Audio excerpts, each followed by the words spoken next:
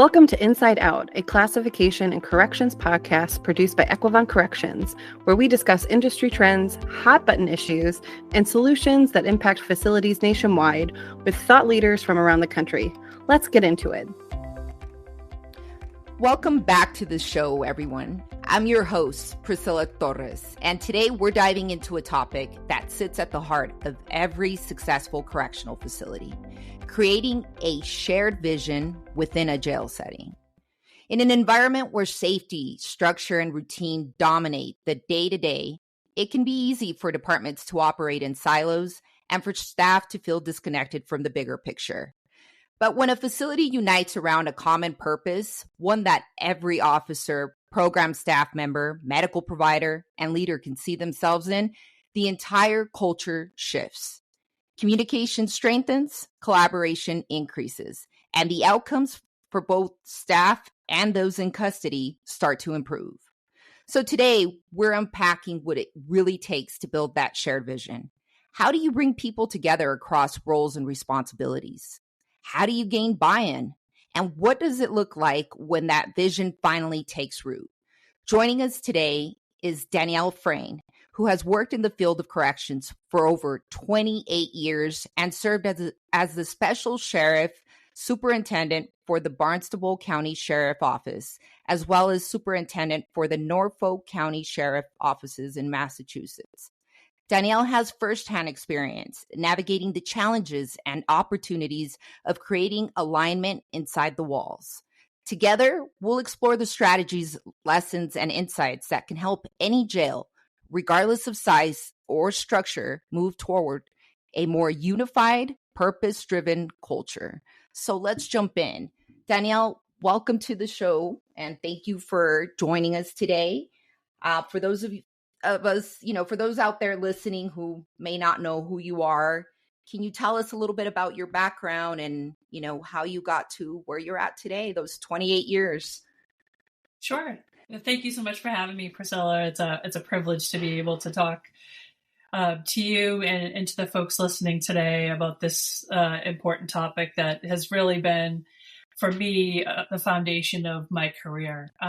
Started as an intern in 1996 with the Department of Correction. I was at the time a college at Northeastern University, and one of their things was their co-op program. So I had an internship and was placed in classification. And one of the first people that I ever met told me something that still is true today. Good classification is good security, and you can't have one without the other. And I learned firsthand during severely overcrowded conditions with the Massachusetts Department of Correction how classification works. And so from there, I had the opportunity in 1997 to join the Norfolk County Sheriff's Office as a correction officer. Still to this day, my favorite job that I've had throughout my 28 years in corrections. Again, built the foundation of who I am today. If you can't learn your communication skills on de-escalating situations and getting folks to comply with the rules and regulations and really listening to folks and getting them to where they need to be, then, corrections maybe isn't the job for you. So loved that job, especially as you move up the chain of command and realize that, a majority of your day is then human resources issues and budgeting and things like that. So, after some time in the housing units, I moved out to the electronic bracelet program for a few years, and then came back in when a position in classification became available. And that was around 2002 and was the classification coordinator. At the time, the facility that was built for 302 people, and the first time offenders came into that facility was 1992. A couple of fun facts about the Norfolk County Sheriff's Office. And folks, when you get off the podcast, please feel free to look it up. It's the only correctional facility built on the median strip of a major highway. Wow. It was a college design project from 2 students from MIT that thought, what a great place to put a correctional facility, the median strip of a major highway. And at the time, the old facility that was in Dedham Center was severely overcrowded. They had a federal master that would come in every day. And when they saw that project, they immediately approved it. And the first folks moved in on February 14th, 1992. And so what you see is what you get. It's one level. It's 302 beds, and there is no ability to build up or out on any other side. Up because it's actually part of the flight plan for Boston Logan International Airport. Oh. And on the sides, well, you have guardrails, so you don't have the ability to build on either side as well. So at that time, 2002, that facility was starting to creep up. It was hovering around 500, all male facility, and bed space was at a premium. Next to the facility is a minimum security building that could house up to 102 male inmates. And we were fortunate at the time.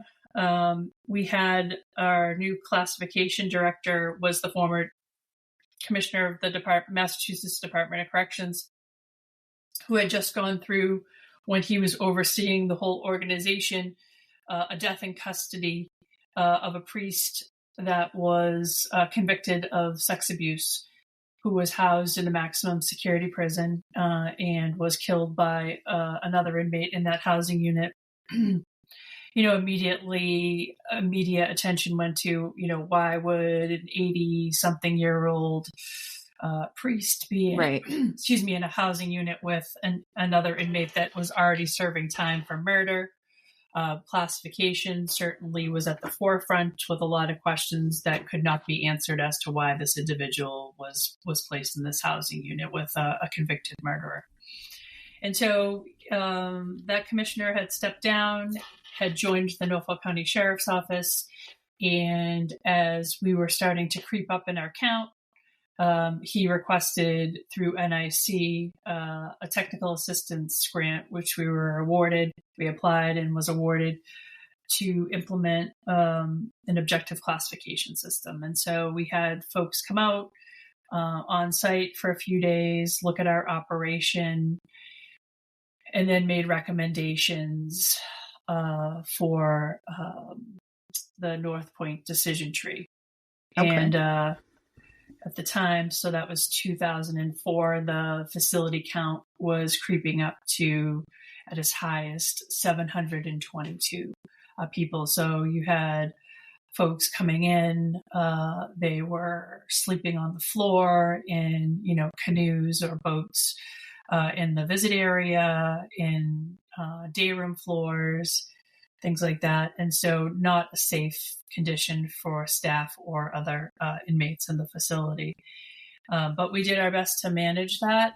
But, certainly with that comes, the individuals that continue to come through your back door that you've known your entire career. And, when Sure. they come to jail, they do great time and they're your best kitchen workers, or they can buff a floor like there's nothing, you can see your reflection in it. And oftentimes those folks get fast tracked to those, less restrictive housing units.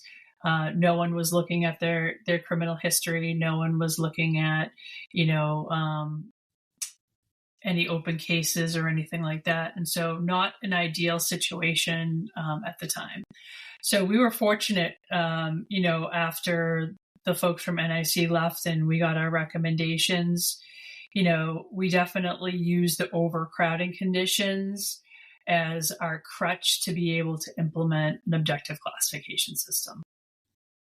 So I'm sure that came with many challenges, which we'll dive into today, right? Mm-hmm. I mean, having to implement something completely new, it's the one thing we always joke about, my colleagues and I, every facility we visit, everybody wants change, but when the change comes, they're they're not always happy about it, right? So it's always something difficult to kind of get everybody aligned and on the same page, especially when you're talking about people that have been doing things the same Oh, way for sure. quite some Yeah. time. Well, let's jump in, Danielle. Let's jump into to our first question. So for those listening, but what does creating a shared vision mean to you in the context of, either correctional facility or jail setting or, Sure. public agency? What does that mean to you? Yeah. So, for folks that are in, administrative roles, a lot of us serve at the pleasure of the sheriff. And so that means that it's your job to make sure that the sheriff's vision is your vision and is a shared vision, right? And so you're tasked with that in delivering that message down to all levels below you. At the time, again, it was easy. The sheriff at the time, certainly safety and security was number 1 and 2 of importance to him. And so that shared vision of an objective classification system was echoed throughout the command staff, because we could be one incident away from a riot or a disturbance with 20 individuals living on a floor that is unsecured. It was not ideal for any of the staff. And we were running out of open areas to even put these folks. And so we certainly didn't want a federal master coming in 20 plus years ago to then start releasing folks. And so, when the decision was made to bring the system forward, there was a lot of things to do. Again, we talk about the culture. Right. We talk about, we've always done it this way. What do you mean we're not going to do it this way? What do you mean, the guy that always comes in and is our best kitchen worker can't be in that housing unit? And so it really is a huge cultural shift for not only the folks that will be doing the classification, but for your security staff. And so, if you're tasked by your sheriff or your director to be the project manager on this, or you're viewed as the one that needs to, get this moving and get this project complete, it's really important that you understand the totality of the impact that a project like this is going to have on the facility. Not only is it, the buy-in that you have to pretty much get, and again, you have your naysayers. Sure. Not too long ago, in one of the facilities that I worked in, we implemented a new inmate management system. Okay. And one of the things that we heard from the folks was, I'm going to quit. I don't know how to use a computer like this. And so I said, do you have a smartphone on you? And he said, I do. And I said, well, you do more on your smartphone than you're going to do on this system. And so when you're able to kind of get those folks that are, the naysayers, and it's not going to be everyone, but when you're able to kind of turn that negative into a positive, I always like to approach things like this.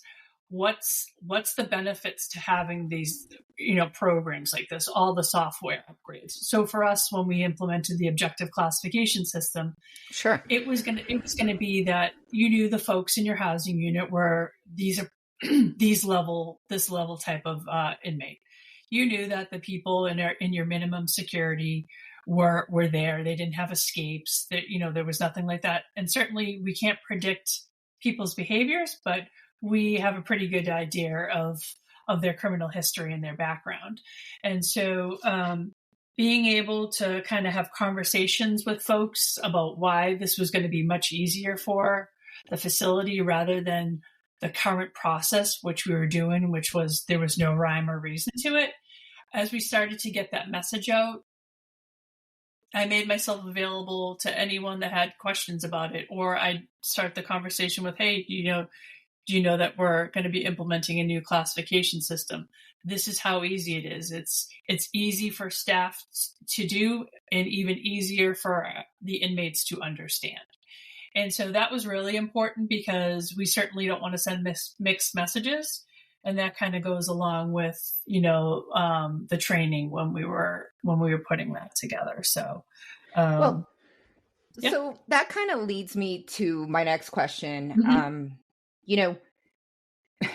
Many times, right, you see facilities and there's always like, a written vision statement, right? And how would you describe the difference between a written vision statement and one that's truly lived out by staff and leadership? I mean, because in jails, we typically, in a correctional setting or in a jail setting, structure, policy, and safety already drive most of the daily operations. So, how would you describe the difference between that, like a written vision statement and one that's truly lived out by staff and leadership? And, how do you go about actually making that happen?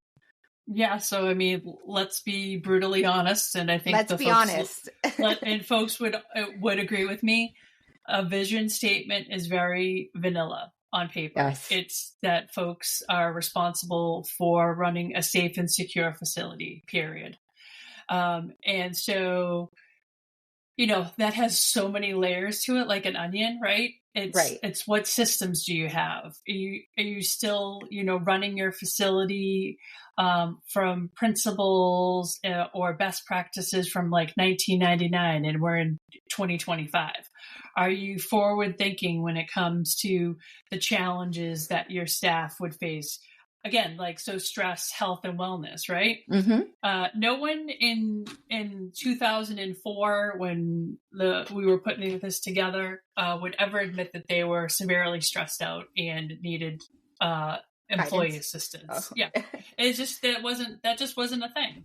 And so, it's important that when you put your vision statement together and you share that vision, that it incorporates what's really going on in today's correctional facility, right?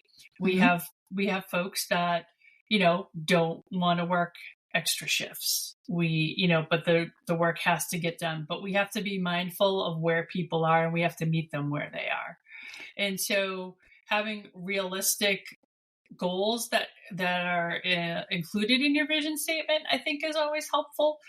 If you're a jail administrator and your sheriff, has been, or your administrator has been in office, or that lead for 10, 15 years, and you still have the same vision statement as the day that they walked in or were sworn in, I would say, let's dust it off and take a look at the one that's painted on the wall.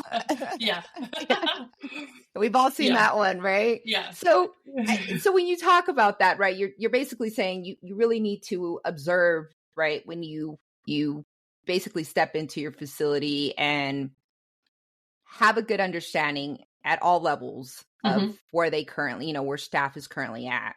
So I would ask, my next question is basically, like, for those listening, where should a jail start when trying to create a shared vision? Do they start with the leadership first, staff, or both?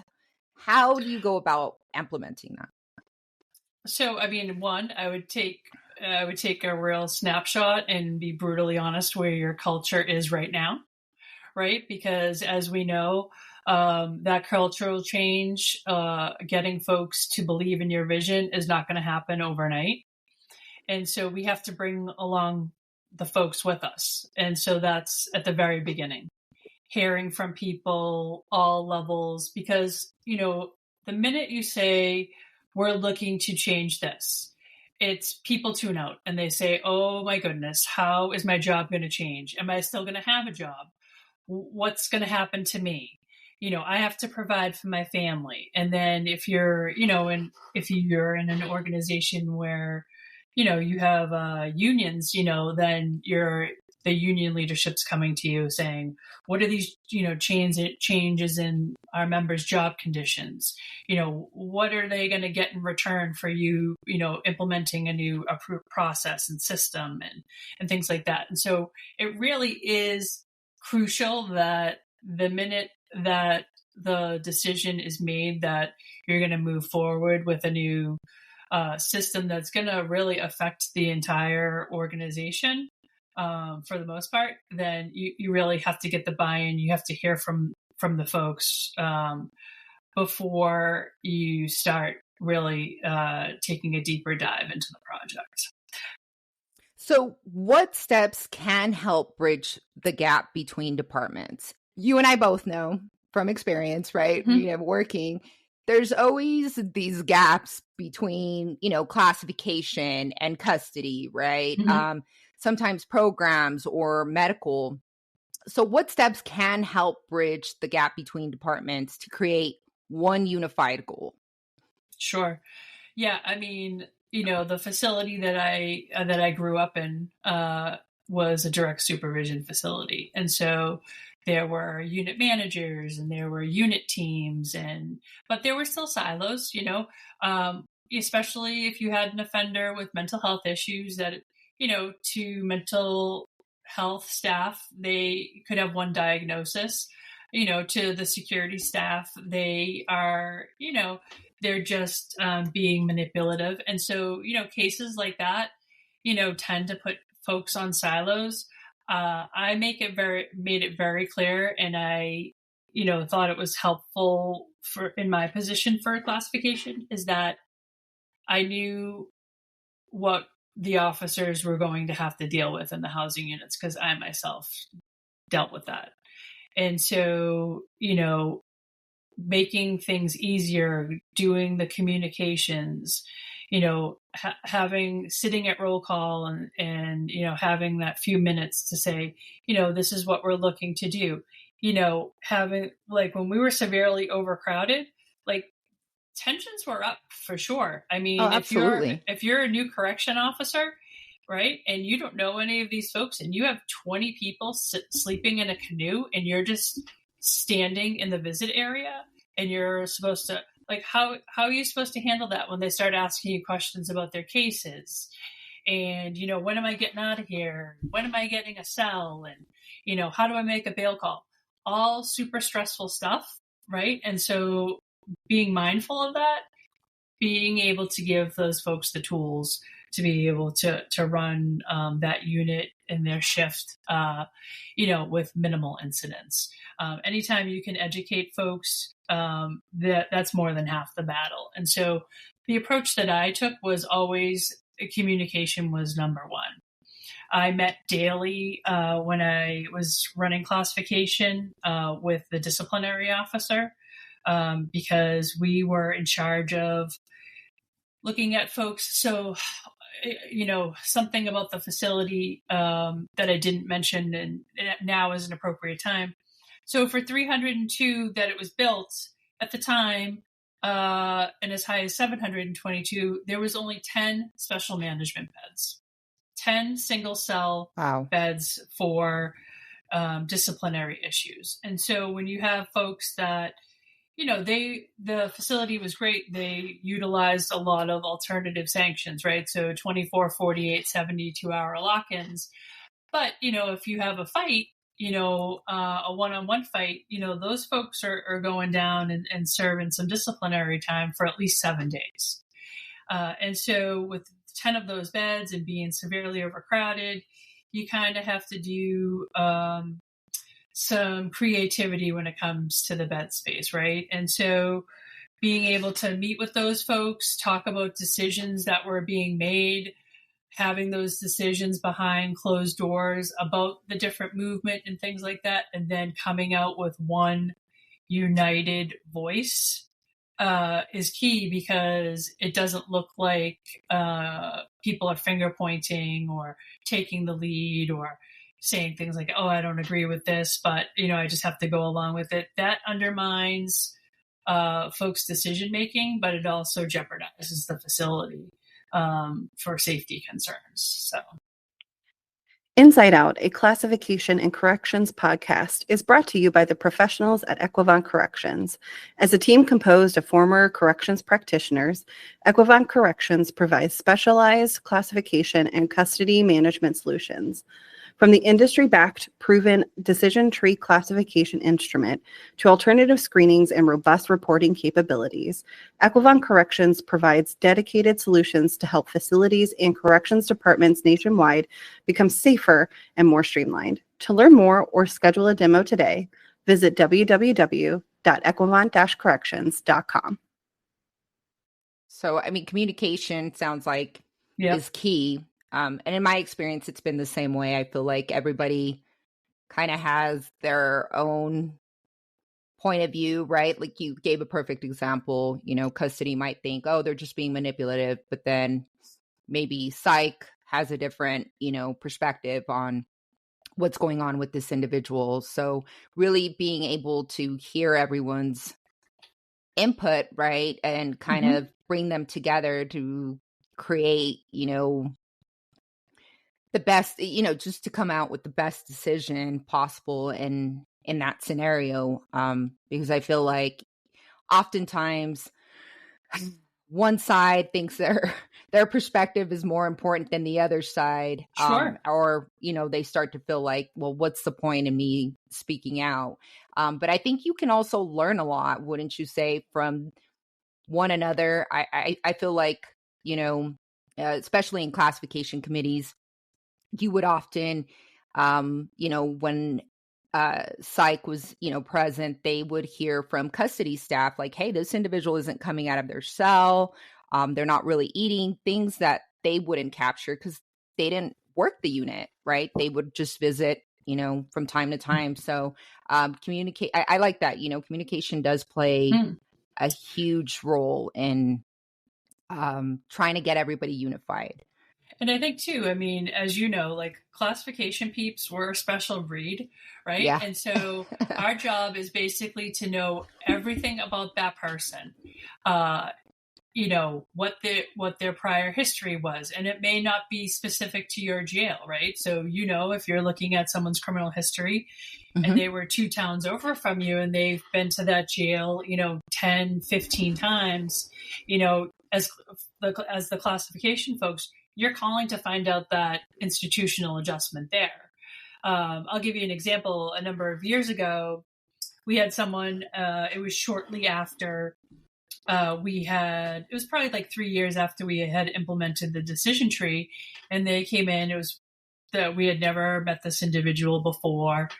They had come in on an assault and battery dangerous weapon, had not had a prior assault of felony conviction, and no escape. But when the transportation staff from another county brought him in, they said, oh, he's been problematic in other places. And so for that evening, we had that individual on a classification hold in our special management unit, just so we could get the background on him.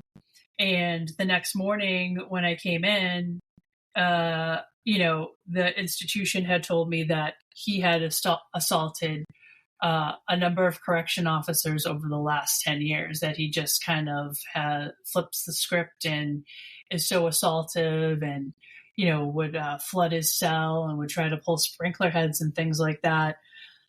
Having that conversation that morning with him, telling him that where he was housed was appropriate for, his overall institutional history. I think that's a good example of, if you're just looking at them at face value, right? Right. That's someone that would have gone into general population that was clearly not appropriate for a setting like that. And so doing your due diligence, especially, that was important information for, the folks in medical and mental health, because there were extra precautions taken now when they were meeting with that individual. And, when that individual was out for rec, we had, 2 correction officers out on the floor during recreation as opposed to 1. And so, those are important things that, that communication is essential to have. And when you're on silos or people's personalities get in the way, you're doing a disservice to the folks under your command. Absolutely. So how would you say that leaders, how can leaders inspire buy-in from staff who may be skeptical or resistant to change? Yeah, because no one's skeptical in corrections to change, right? No, not at all. Not at all. And so, again, going back to, and I don't want to beat a dead horse, but communication. I find that when I sit with folks and say, hey, this is what we're looking to do, and these are the reasons why. Now, let me just say, I have been fortunate in other roles that I've had, not only in the facility, but outside. I was a former PREA auditor, and I've done different audits and trainings all over the country.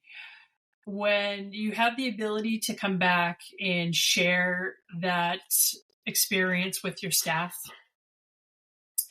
it's really something. I would come back every time and say, hey, listen, I was at this facility and saw X, Y, and Z. And they're like, no, you did not. No one does that.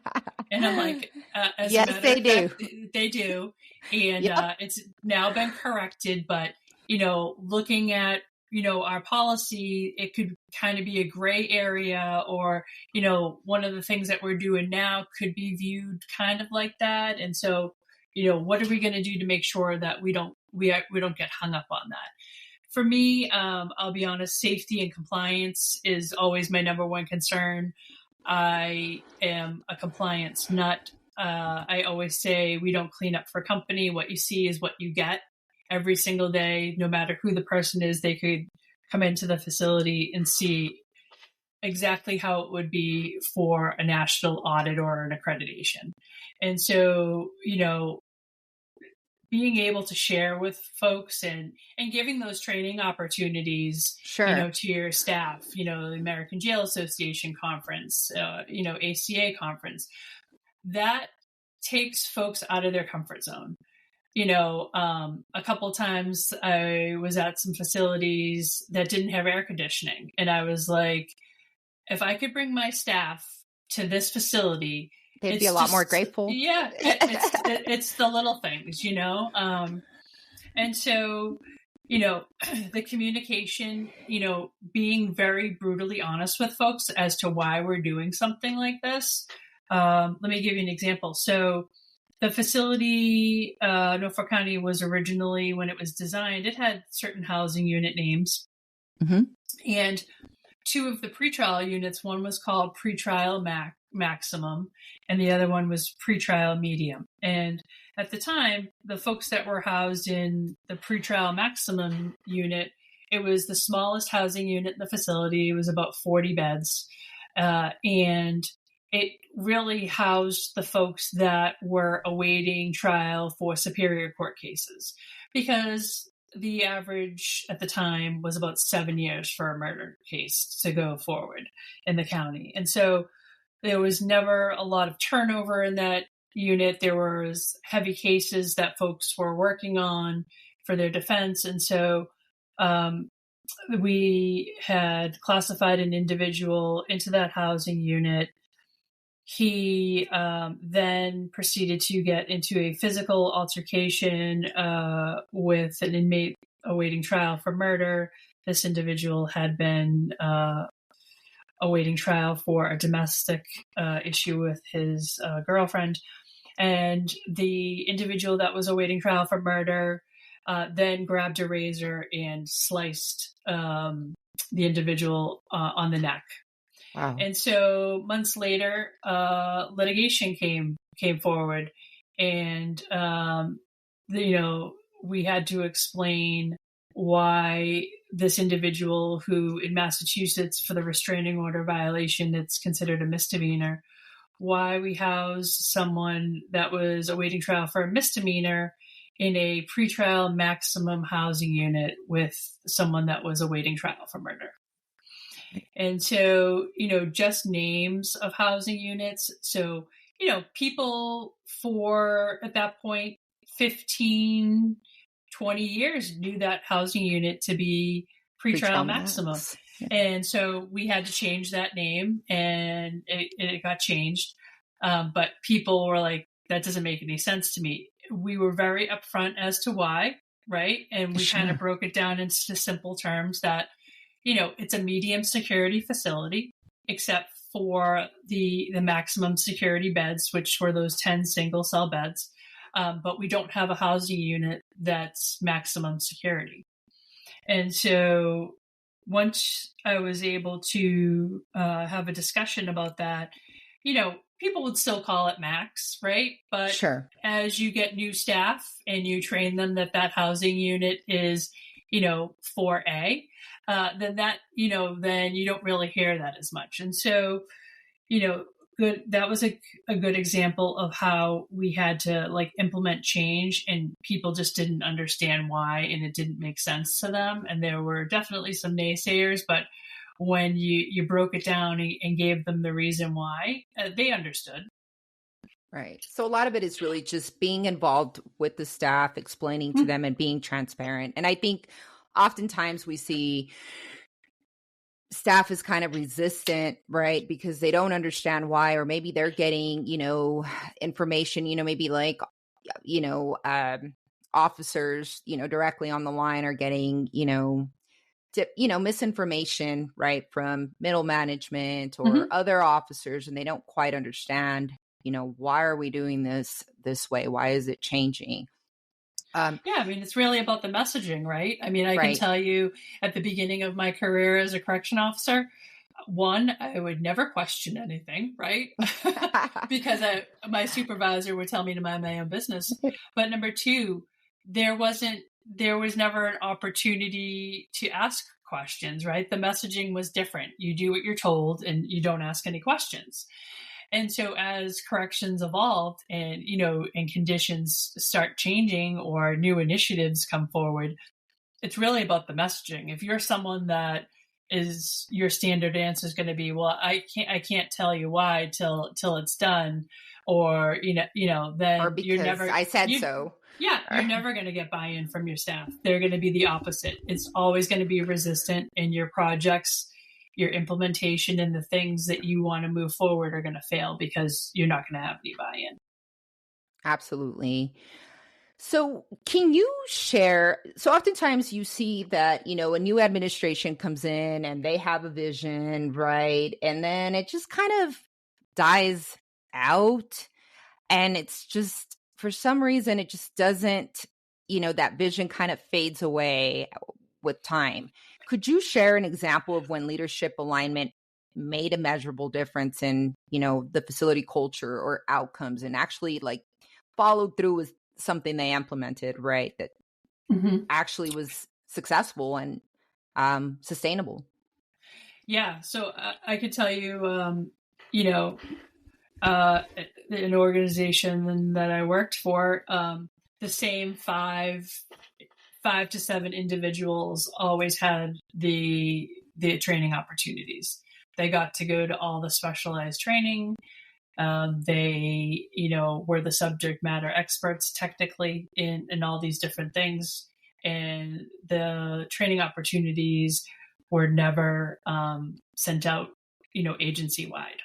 And so really, to me, that was a disservice because, if you want to professionally develop yourself, you basically have to go and do those things on your own or seek them out yourself and kind of find your niche. When a new sheriff came in not too long ago, and I was in that leadership role as superintendent, it was very clear that the sheriff was very much about professional development, as was I. And so offering those training opportunities agency-wide was a huge win for the staff, because folks that were certainly interested in something came forward. I think one of the first times that we offered a training opportunity, mind you, it was in Florida in the wintertime, but it was still 20 people that put in for it. But to see people's interest in it and to get people talking and things like that. And it was really exciting because that was an administration that cared about people's professional development. And you don't really see that out loud a lot. And so most of those folks that were putting in for those opportunities were folks that had worked in the organization and knew that there was never those opportunities. And so it started a lot of positive conversation about things, and it gave people a lot of new opportunities, which for some folks energizes their career, right? They're, Sure. If they're doing the same thing every single day, but maybe, they go to the gun range, why wouldn't we want someone like that to be one of our firearms instructors? And so it really gave a lot of folks the opportunities that weren't afforded to them before. Sure. Well, and I mean, oftentimes I think, you said something important as far as, it's the same individuals, that get to do the same things. And it kind of, I think there's a shift, I've heard from others that there's been a shift, even in the type of, the generational shift as well. Other generations maybe were like, hey, I come to work because, this is how I earn my paycheck, basically. But I know newer generations kind of need to feel that purpose, right? So how do you help staff connect their individual roles to the larger purpose of the organization? Oh, you're stumping me on that question. No. One of the things that I said as a jail administrator is for folks, to put in for different opportunities. I think that when people go for promotional opportunities or training opportunities, it really gives you an opportunity as a jail administrator to really kind of have a different conversation with folks. So, for example, let me just say that, when we would do promotional interviews, and one of the two questions I always like to ask is, can you talk to us about a weakness that you have identified for yourself? And the follow-up to that is, now, what steps have you taken to turn that weakness into a strength? And people often get stumped about that. So if, that's something that I think, as an organization, as an administrator, when someone identifies that, so if they said, I have poor computer skills and I'm trying to, well, then why wouldn't we look to see where we could plug, different, computer training in? Because that person's not the only one. They're just able to identify their weakness. My other question that I always loved is, talk to us about a training that you've attended that has helped with make you who you are today, has been a critical training that has made you the person that you are today. And, when you haven't gone to training, or you haven't taken training seriously, or you're kind of in it for the wrong reasons, you can't articulate that either. But I would take those opportunities when people would share, well, I haven't had the opportunity to, go to a conference. This is what I would be interested in. We would then look at our training schedule and see where we could plug folks in. Because I think when you hear people, honest about like their own professional development and their career, and then you give them those opportunities, you show that you're invested in your folks. Staff. Right. And absolutely. To me, that's one of the best things about being a jail administrator, is you can make those opportunities happen. And I think there's something to be said when you get to see someone move up in their career, and then they get promoted, and I've had the privilege of a couple of folks that have asked me to pin them at their promotional ceremony, which has been very near and dear to my heart because I've watched them do all the hard work. Yeah. So. Well, I mean, you said something important there. It's not only are you investing in their growth, but you're also ensuring that they're invested in their growth as well, right? So I haven't been afforded that opportunity. Okay, well, what steps have you taken to kind of strengthen those weaknesses? Have you even tried applying for any training, or have you asked for additional training, right? And so things like that, I think, are real helpful to the staff, and they kind of see, right, that you do believe in them and you are there to help them grow in their professional roles.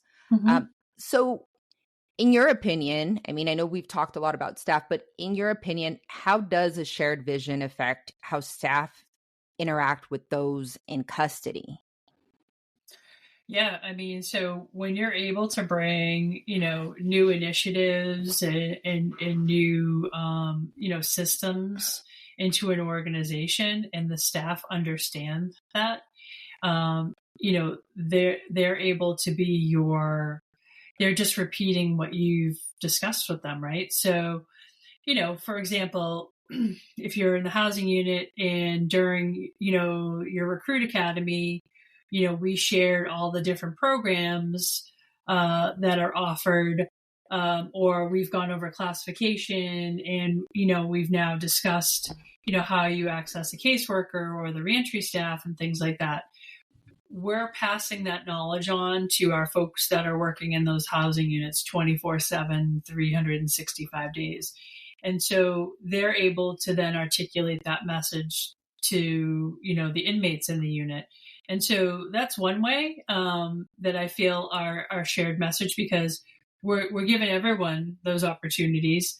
I certainly am not able to be there in the unit, all day long to be able to reiterate all of the things that we're doing. So we depend on the staff to do that. And so when we're passing, that along to the staff, or we're training the staff in those things, the expectation is that the staff will then carry that message to the housing units for us. Absolutely.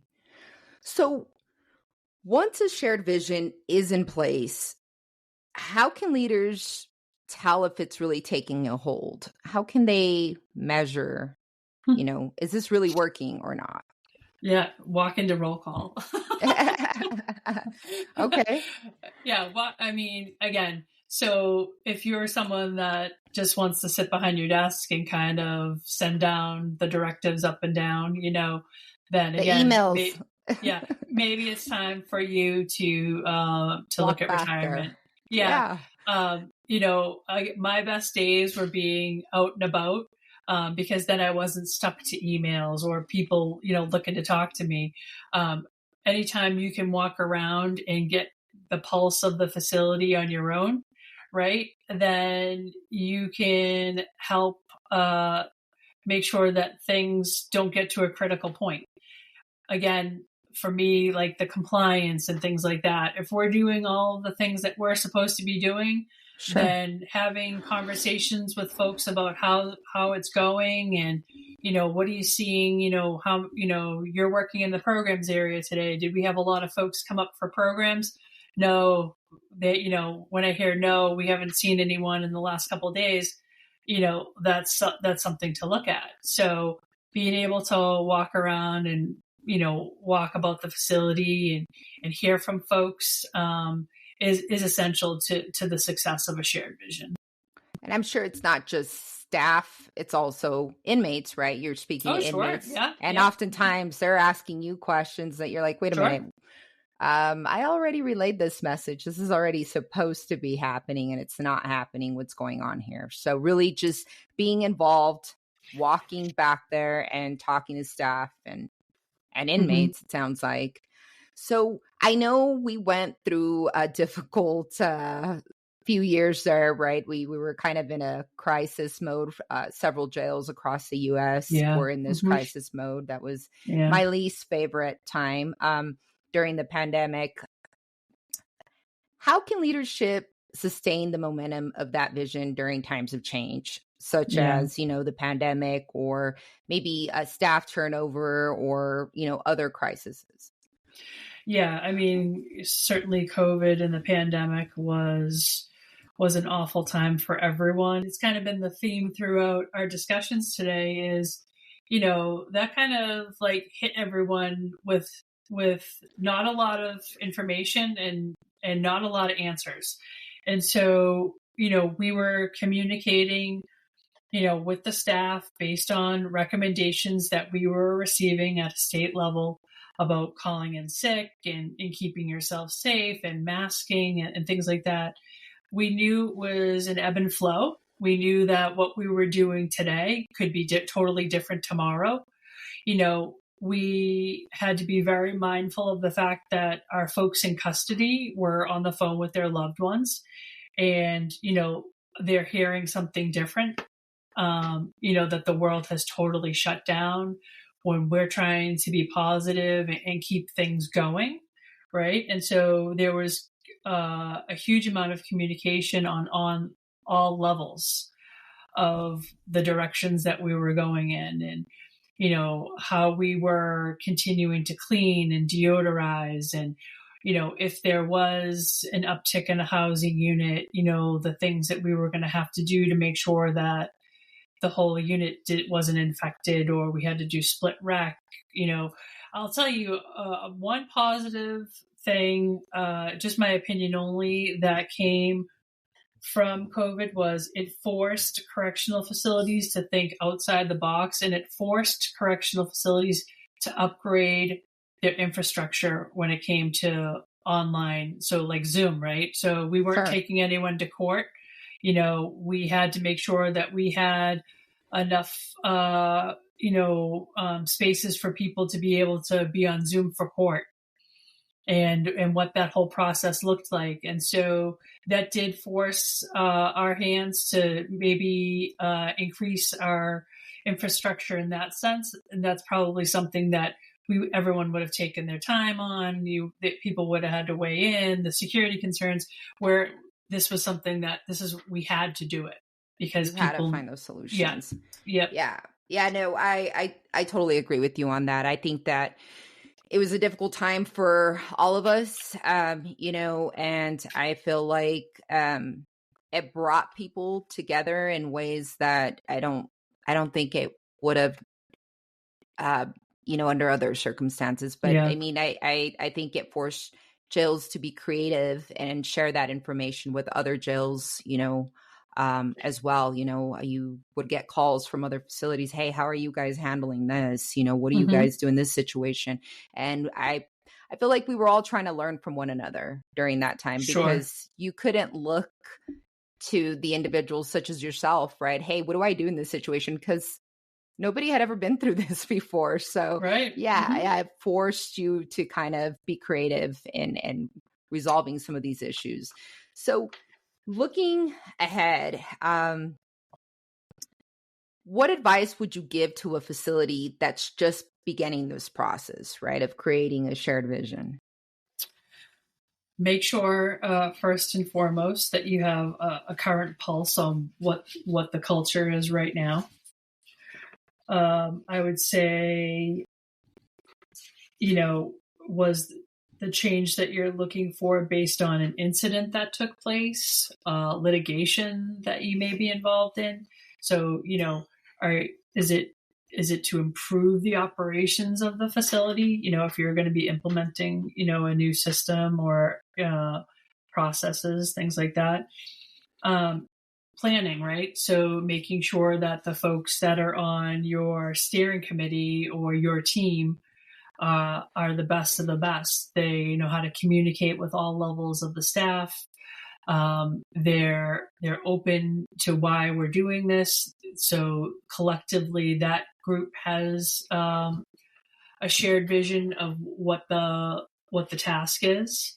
And then I would say the buy-in from the organization, being mindful of the fact that there'll be a small percentage of folks that, regardless of what you say, are not going to agree with you. But as a whole, these are the reasons that you're doing these things. And then, as you start to move into that, training phase, if it's a new procedure or process, things like that, then that's where you can kind of go into the real weeds about why things have to get done. Because anytime you can continue to educate your folks on why we have to do this or why we're looking to do this now, it's for your safety, it's for your security, it's for the folks in custody.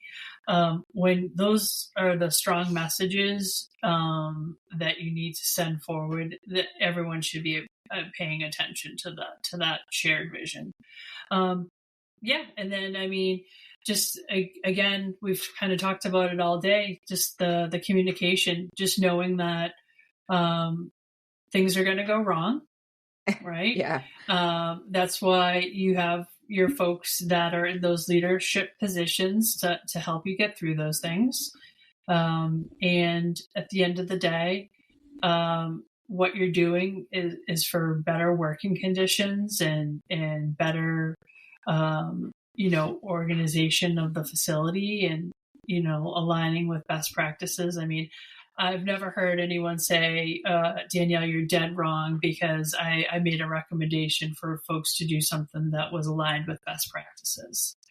And so, when you're doing it for the right reasons and, it's part of the core values of your organization, then, it's going to be easy for folks to get on board. Absolutely. So this leads me to my last question, Danielle. What common mistakes or pitfalls should leaders avoid when creating a shared vision? I would say definitely not listening to the folks that are on their team. I'll be honest, you need to have someone that's brutally honest with you, whether you want to hear it or not. And I have a mentor that would do that for me. There was a number of years ago, I was going up for a promotion and didn't get it. And my mentor had said to me, now, on Monday, whether you like it or not, you're going to congratulate those folks in front of everyone. And I was like, no, I'm not. I'm not doing that.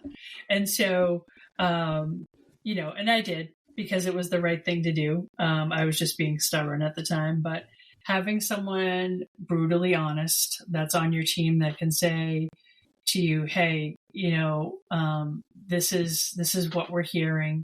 This is the concerns. The folks that are the rest of the folks on the steering committee, maybe don't want to bring this forward because they don't want you to get upset or think that they're, sabotaging things. You have to have brutally honest conversations about the impact that it's going to have. And you have to minimize those as best you can. There's some things that, are out of your control, right? Absolutely. And, but you have to minimize the impact that it's going to have on the folks that work there day in and day out and the folks that are in custody that it's going to affect as well. So just really being realistic about what that looks like. Oh, sure. And not painting a beautiful picture because we know things can and will go wrong, so yeah. Absolutely.